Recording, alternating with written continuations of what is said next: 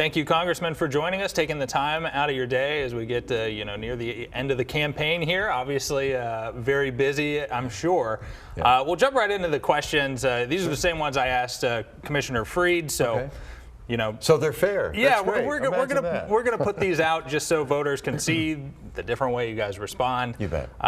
Try to make their decision before the official primary. Yes, sir. First question, probably the one that most Democratic voters are thinking of when they're deciding to cast their ballot, and that is, why are you the best candidate who stands the best chance of beating Ron DeSantis in the general election? Well, because I think I do have the best chance of beating him. I mean, I've been governor before. I've served as Attorney General of Florida, the Commissioner of Education for Florida. I'm not going to need any on-the-job training, and we need to get about the business of righting the wrongs of DeSantis quickly, starting with a woman's right to choose. I mean, I think it's unconscionable that he signed a law that bans it after 15 weeks or whatever. But the worst part of it, Jake, is that there's no exemption for rape or incest, which I think is absolutely barbaric.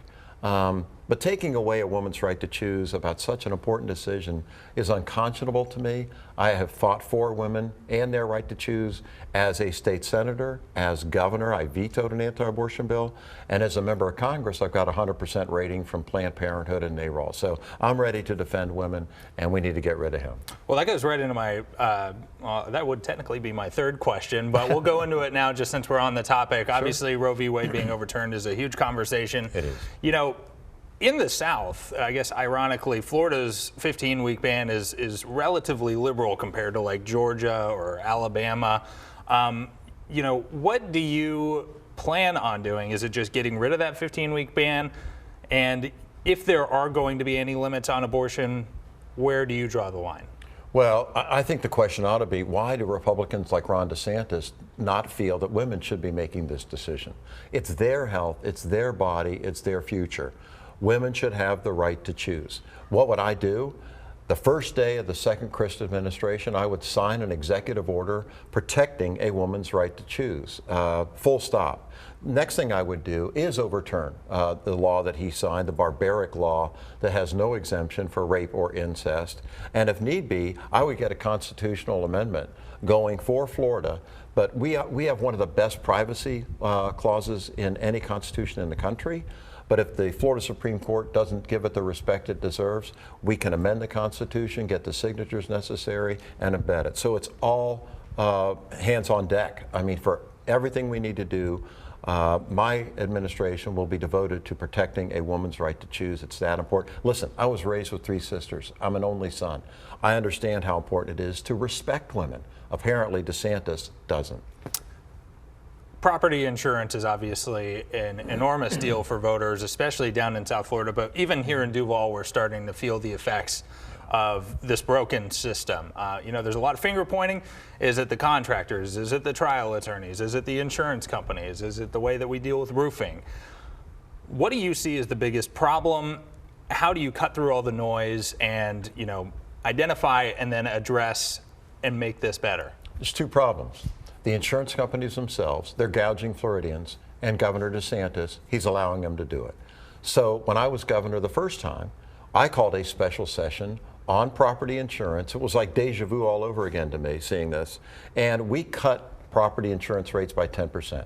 Now, move forward, Governor DeSantis calls a special session not long ago, about a month ago, on property insurance. Well, it was special for the property insurance companies. He didn't do anything to lower rates. Unconscionable. You're supposed to work for the people. And what he did was make it harder for consumers to get what they deserve in case their house does get damaged from their own insurance company. So he's got it all backwards. If you vote for Charlie Crist, you'll get what you deserve. And probably because I had served as Attorney General, fought big corporations that were taking advantage of our fellow Floridians, know what to do, know how to do it, but more importantly, have the will to do it. Because they don't give me big contributions like they do to the current governor.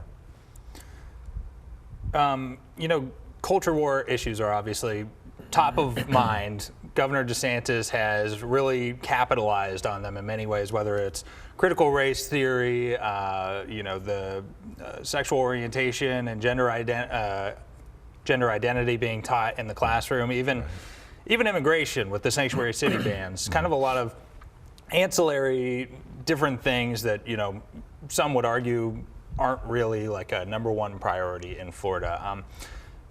Are culture wars worth fighting back against? And if so, how do you plan on doing that? Well, I think you fight for the things that people actually do care about. They do care about the fact that Florida's unaffordable. We talked about one of the main ones, property insurance, and I said what I would do, I would lower rates by 10%. Number two, gas prices are crazy. And, I told the governor back in November of last year, you need to suspend the state gas tax to help people out. Didn't do it, ignored doing it, passed a law to do it, but for 1 month in October of this year, when probably gas prices, they're lowering now for the past 35 days in a row, it won't be a problem anymore, and it's sheerly political to do it the month before the election. The third thing is that he's not lowering prices on housing. I mean, we have a housing affordability crisis in our state, not just with the insurance of it, but if you're a millionaire or a billionaire in Florida, you're probably doing okay. But most of us aren't. There's 22 million people in this state. Good luck buying a house in Florida. For that matter, good luck renting an apartment in Florida. I rented an apartment in downtown St. Pete, my home, and in Washington as a member of Congress. Guess which one was more expensive? The one in Florida. And so this market's gone through the roof. We've seen this before.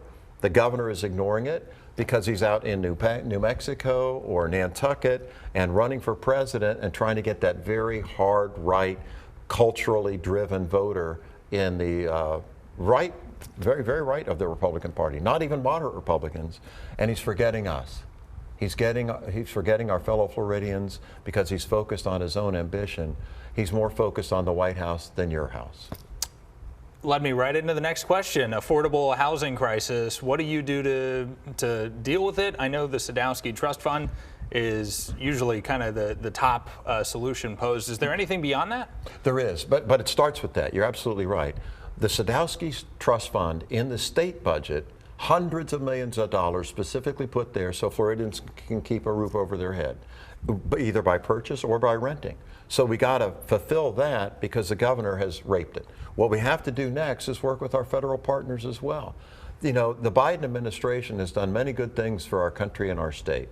One of them is that they have a new Secretary of Housing and Urban Development. Her name is Marcia Fudge. She and I served in the U.S. Congress together. She's a friend. I would invite her down. She's been down in Florida about a month ago and show her what's happening in the state and that we need help from our federal friends.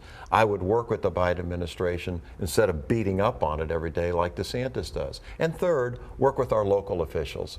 My mayor in St. Petersburg, Florida, his name is Ken Welch, our first elected African-American mayor, very proud of that. He set aside $70 million for St. Petersburg residents to be able to utilize so they can afford to have a roof over their head for their families too. But what you do is you cooperate, you work with other people. What does this governor do? Zero. He has done nothing to help Florida be more affordable. Forbes magazine said it's the most expensive state to live in the country now, more than California, more than New York. And Ron DeSantis sits idly by and is going to all these other states running for president and forgetting us. This is maybe not top of mind for voters, but I'm sure there are some out there who this is a pretty big motivating factor. Should marijuana be legalized in Florida? And how do you get it done when you're facing likely a Republican legislature? We need to legalize marijuana recreationally. We already have medical marijuana, and that's a good thing. But I think recreational marijuana should be legalized as well for 3 reasons. I had an older sister who died of a brain cancer. It's called glioblastoma. They call it the monster. And I saw her in her final days suffer in ways that she never should have had to. We didn't have medical marijuana available at the time, so you have to take powerful pharmaceutical drugs that are pretty destructive anyway. So that's number 1, being compassionate and having empathy. Number 2, we can regulate it, make sure it's not laced with something that's going to harm you forever. And number 3, we can tax it. It's a multi-billion-dollar industry. We know that. 18 states have already legalized it recreationally. Why not Florida? Because the additional revenue we'll get from it, we can utilize to pay our teachers more. We can utilize additionally to make sure we have law enforcement that's properly funded and properly trained. So for so many reasons, it's the right thing to do. It's kind of backward that we haven't done it yet, but I think we can get it done. You made mention of this, but the teacher shortage, obviously a large issue all throughout the state. Here in Duval County, we'll be voting on a referendum in the primary election to decide whether or not to raise our own taxes to help increase teacher pay here to stay competitive with surrounding districts. You know, what do you do on teacher pay? We've raised the minimum teacher salary to $47,500, yet still we find ourselves at the bottom when it comes to average teacher pay across the board. It's embarrassing. We're the third largest state in America. You know, it's California's the biggest, then Texas, then Florida. And we are 49th out of 50 states in terms of what we pay our teachers. That really is embarrassing, and it's wrong. It's because our governor's values are not in the appropriate focus. Our public school teachers do so much for our children, for education, obviously, and the notion that we don't value them enough to pay them at least in the mid-range of what is paid in the United States of America is appalling. So you got to reorganize where your money is spent, because that reflects what your values are.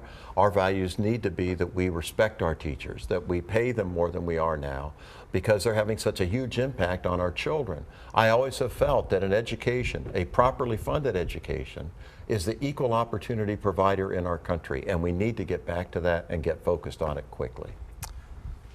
Election law is obviously top of mind for many people this election cycle after 2020, and the reaction that we saw from many states like Florida, where more restrictive laws were passed. Mail balloting has seen some changes. Drop boxes are now limited.